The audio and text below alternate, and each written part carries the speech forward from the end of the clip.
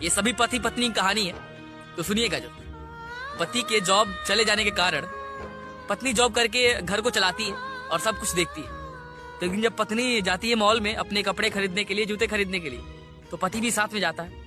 तो जाता है तो पति का जूता फटा हुआ होता है, तो कहता है कि मुझे भी एक जूता दिला दो ना, मुझे भी, मेरा जूता फटा हुआ है। तो उसने कहा उससे कि तुम्हें शर्म नहीं आ रही, अपनी पत्नी की कमाई पर जूता खिलवाने के लिए बोल रहे हो?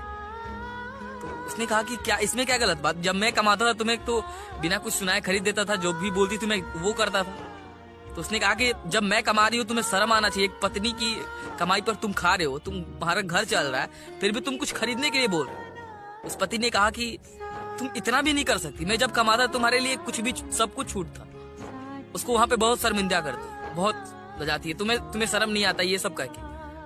तो जैसे ही दिन बीतता गया तो एक दिन उसकी पत्नी की जॉब चली जाती है और पति की जॉब लग जाती है। 50,000 सैलरी होता। तो पत्नी की जॉब चली जाती है तो आके रोने लगती है अपने पति के पास। तो पति का जवाब क्या रहता है कि रोती क्यों, तुम्हारा पति जिंदा है ना, अभी तुम्हारे लिए सब कुछ करेगा। उसने कहा कि मेरी जॉब चली गई है, तो उसका पति साथ था। तो इसीलिए पत्नी कमाती है ना तो अपने बारे में सोचती है, लेकिन एक पति कमाता है ना तो पूरे परिवार को देखता है। अगर ये बात सही है तो कमेंट में बताना कि पति सही है या पत्नी।